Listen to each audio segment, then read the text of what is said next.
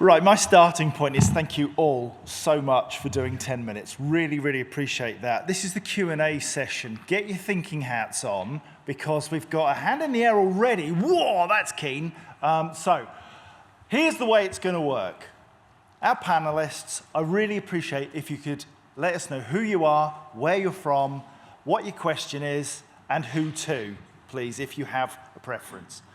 Thank you.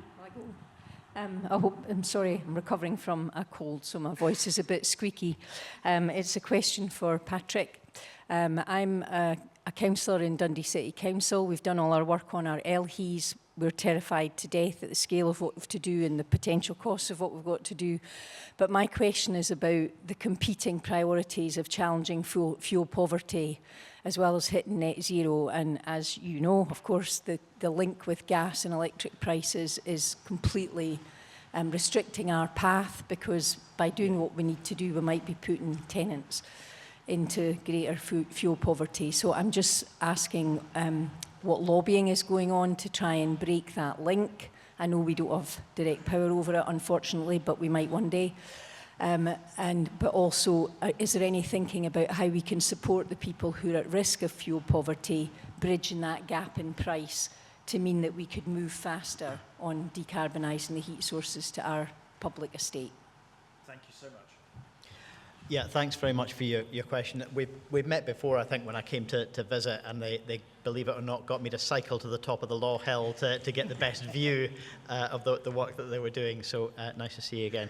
Yeah, the deep frustration that I think a lot of people felt in September when you saw a speech from the UK government basically ripping up, diluting and delaying a lot of climate action.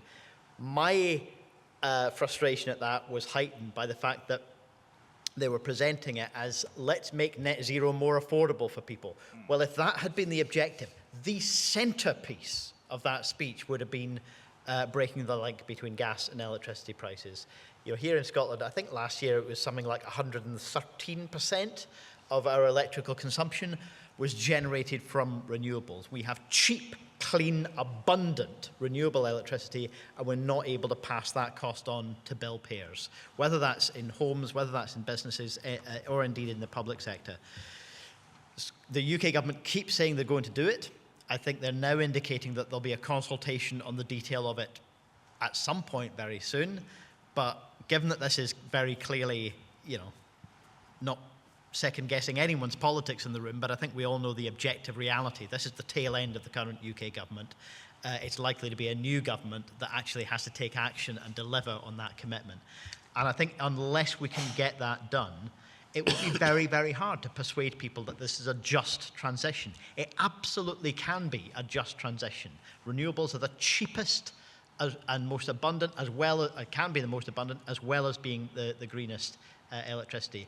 We need to be able to pass that on to bill payers if people are going to have the confidence to know that this transition can be made to work for them. It absolutely can be done, but it's long overdue, that change. And we press this case with the UK government repeatedly. Patrick, I recognise that whilst you are a minister, you are not an SNP politician. Mm-hmm. But I recall Nicola Sturgeon saying that we would create an energy company for Scotland. You talk about abundant renewables. You're absolutely right. We're an island nation. We have wind in abundance, and we've done the wind thing. Sunshine, not so much. But hydropower is an opportunity. Where are we with this national energy provision? Because it's very easy to sit in Scotland and say, Westminster's fault. We have competencies to do these things. Why aren't we exercising those competencies and doing it? Well, yeah, there was a long time when there was this debate about whether a national energy company for Scotland was the way forward. I think the reality is, and what's being experienced by the Welsh government at the moment, who are trying to do something similar, is that the ability within the UK regulation of the energy market really constrains how much you can do. We're looking closely at what they're going to try and do. I think it's likely to be on a relatively small scale because of some of those constraints. I've personally, and my party has always been of the view that the proliferation of locally owned energy companies is a better route forward than a single national energy company, and giving the ability to build up skills and competence in energy at a local level, to have it owned and operated by organisations with their roots in local communities, so that there's a degree of connection and trust with people, but also because the assets and the challenges are different in different communities. The energy resources that are available in different parts of the country, the challenges of decarbonisation are different in different parts of the country, and so I think that locally owned approach, my view is that's the one that's got the greatest potential, and obviously heat networks are a really important part of that. Not the whole story, but a really important part of it. Absolutely agree with you entirely. More questions. Gentleman in the front, if we could, please. Lee, who are you, where you're from, what's your question? My name's David Somerville. I'm involved now in a civil society network called Clean Heat Edinburgh. We've been engaging very closely, like you have in Dundee, with our local heat and energy efficiency strategy. It's shocking how much is needed to be done. But the particular point I want to make, and the ask of the Minister and colleagues, is that in the same way that you today are showcasing, sharing, raising awareness about the opportunities, the solutions, how can we possibly make these transitions if we're not taking our public with us? And my concern is, the concern of the network of academics, civil society organisations and trade experts in Clean Heat Edinburgh, is that we're not moving far enough, fast enough in terms of understanding that Copenhagen, which is 98% heat networked now, didn't happen overnight. As far ago as 1980, when I was living there, it was talking about, it was informing, supporting, had the vision that heat networks were going to be the solution. Any comments from, I mean, we've had some really good technical proposals, but how do we take the people with us? I think you're absolutely right, and I'm sorry to do this, Patrick, but the hearts and minds piece is absolutely critical, and you wear that as a badge every day. I'm a green politician, first and foremost.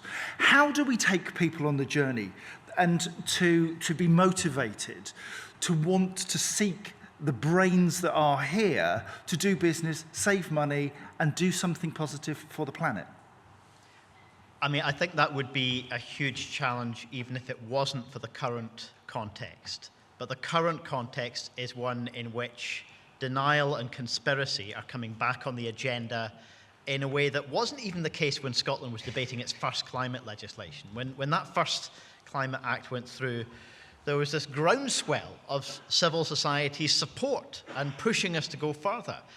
There was a hint or two of climate denial out there, but it was really, really marginalised. Now it has momentum again, and I think that's extremely troubling, as it is on a lot of other issues in our society about polarisation, conspiracy, resentment about anything government does. And I think one of the critical things that we have to do is for this not to be seen simply as something government is doing, nor to be something that is going to purely benefit big business, because I think that will risk undermining trust as well. This needs to be rooted in every local community. The kind of people you go to for advice about your own home, your own business, need to be people that you have a sense of connection with and a sense of trust in. I think we need to be seeing the jobs opportunity as well. There is real economic opportunity from doing this work. But if that's seen as only supporting big businesses who are going to rake in the profits, I think people will be understandably skeptical and cynical. People need to see that there's a route to their own community getting the economic benefit of this, whether that's in terms of energy prices, whether it's in terms of the jobs and skills, whether it's what their local college is doing to skill people up to do a lot of this work. So for me, if this ends up being purely seen as something that government is imposing, or that big, highly profitable businesses, and people are cynical about energy for lots of reasons, if that's the space psychologically that this occupies, then we'll be making this a great deal harder. It needs to be something that every community feels a sense of connection with, a sense of ownership and purpose, and a sense of opportunity coming out of it. And I guess I'm not going to suggest that's easy. No, I was going to say, that's the challenge, isn't it? Because here we are, middle class, white, male, relatively well off. Making the transition for me could be easy, relatively. For those who are in fuel poverty, as we spoke about earlier, the struggle is just to pay the bill, just to keep doing the things that we have always done. And what Kevin's slide, your favourite slide, Kevin, showed was that if we are able, at a community level, to make a difference and to think with vision about the long term and invest accordingly, we can bring solutions that reduce cost. Forget climate just for a second, sorry. This is about pounds, shillings and pence, and still people are clueless as to what to do.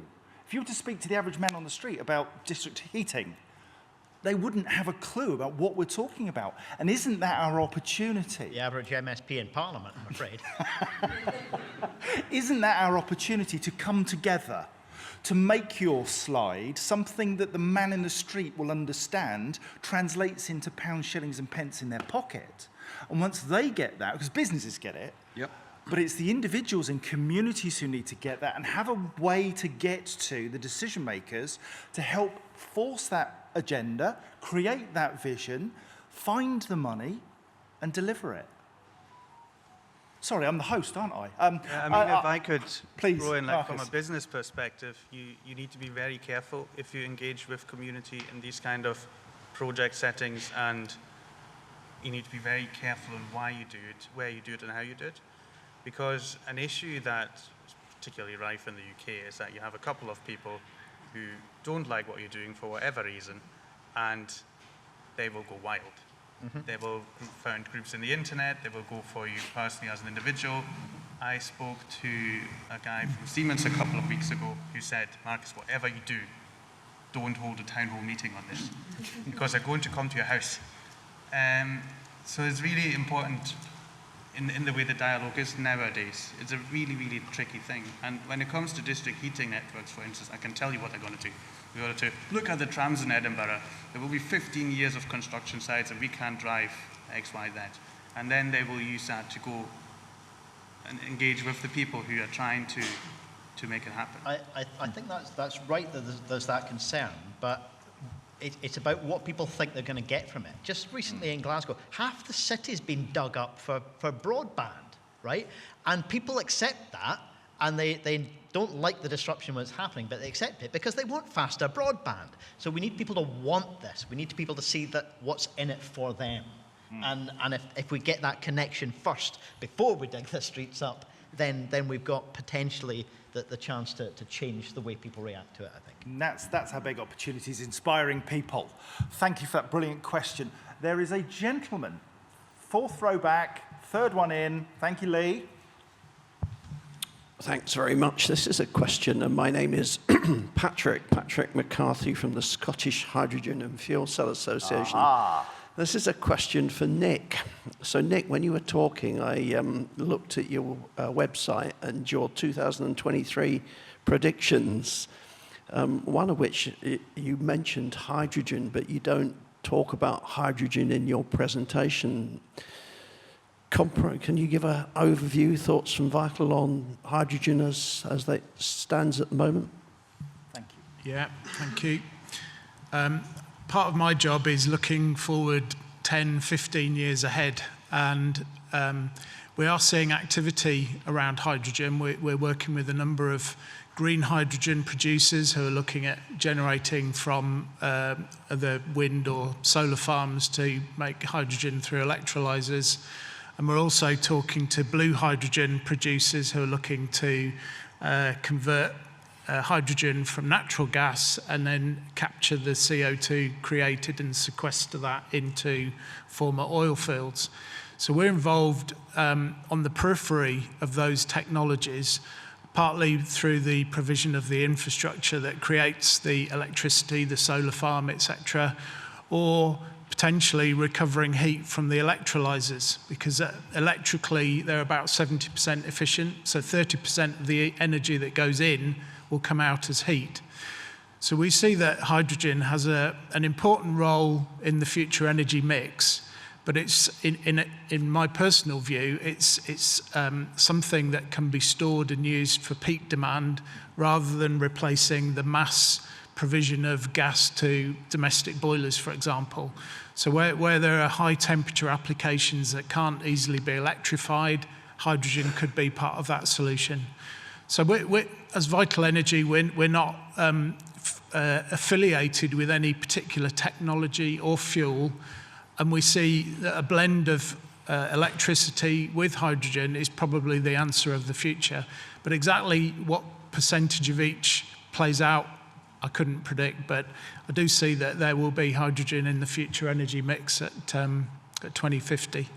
I don't know if any of my colleagues want to add a bit more colour to that. So. I mean, in my view, when it comes to heating buildings, hydrogen is complete overkill.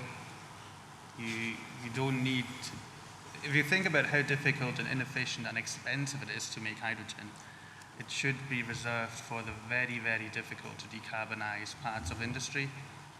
Partially making cement, where you really need 1,500 degrees plus to do it. I think using hydrogen for heating a boiler to produce 60-degree water that then heats your house or that you have a shower in is like building a nuclear reactor in your garden. It's very expensive. I mean, Nick talked about losing 70% of the energy. Let me just equate that for you. To take renewable energy, renewable electricity from a turbine, and to turn it into hydrogen, and then turn it back into electricity to use it, loses 70% of the energy. So that's like leaving home with £1, getting to the shops and you've only got 30 pence left. Why would you do that? It makes little sense in most applications. Take 100% of the energy and put it into battery storage, different ballgame. We've then got 100% in, 100% out. If I'm being hugely simplistic, forgive me, but that's broadly it. It's only very much for specialist use cases where hydrogen has a part to play, and it does have a part to play, but it's very limited. Or even better, put the electricity in a heat pump and make 300% of your 100% energy input. And then we're happy days. Yeah. Can I just make one comment, and this is a little controversial, I'm afraid, but those who know me will know I don't shy from controversy. One of the challenges here is that we are getting a confused vision, and that a significant number of UK government ministers and indeed Scottish government ministers talk about a very healthy future for heating buildings with hydrogen and continue to talk about that. And this is where, my final point is what we need is clarity of vision. Yes. Of where we're going. And that clarity of vision is evident in countries like the Netherlands, where they've said, we are getting off gas, we are leaving gas, and we are going to a heat pump electrified future. Now, that hasn't been said in the UK, or as far as I'm aware, in Scotland either. Someone can tell me if I'm wrong, but that would give us a clarity of vision, wouldn't it? And where we're going. And yet... Let's seek some clarity, Patrick. Just very briefly, what we have said is very clearly we don't expect hydrogen to play a central role in home heating. There is, I think, a case, and the UK government has just made a decision fairly recently on this, on blending. There is a case for blending a certain amount of green hydrogen into the grid. That is not fundamentally about decarbonising heat. That's about creating a demand as the production of green hydrogen ramps up, right? Green hydrogen will play important roles to play in the rest of our energy system, and in the early years, before there's enough supply to deal with some of those big industrial uses, having a customer for it, having a place for that early production to go through blending into the gas grid is fine. it's valuable in that sense. It's not really about decarbonising heat, because even if you've done that, you still need to be shifting away from the gas grid onto networks, onto heat pumps, onto whether it's distributed storage, all of these other technologies that are coming to bear. So I think the Scottish Government's position is clear. It isn't helped by the fact that there is nuance around this question of hydrogen blending. It has a value to play, but it's not fundamentally about decarbonising heat, because it doesn't change all of the other stuff that we need to do to get off the gas grid. I mean, if I could just ask on that line, when I was reading the Scottish Energy Strategy consultation document at some point late last year, I noticed that energy storage is...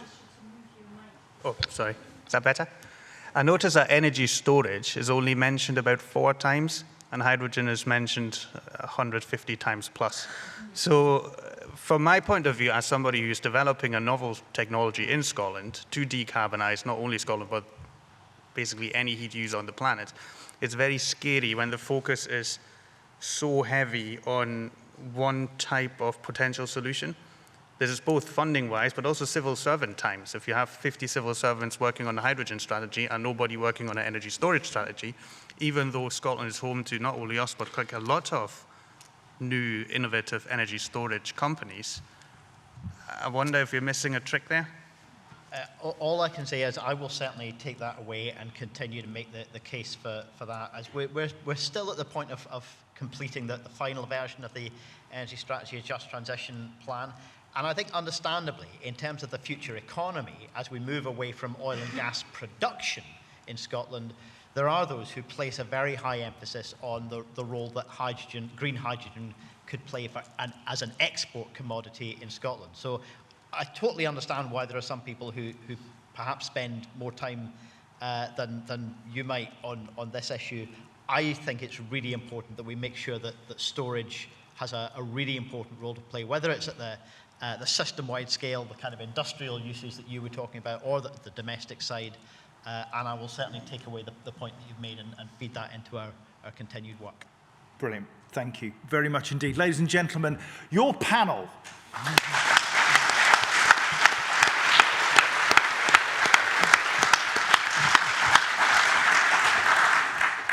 And once again, it demonstrates for me just the clarity of vision that we've got in terms of ministerial input, but also the innovation that is available. So here's your opportunity. Coffee, nibbles, chat. The panel will be upstairs. But could you be back here for 12 o'clock on the nail, please? Thank you very much for listening, for being so attentive. Adios until then.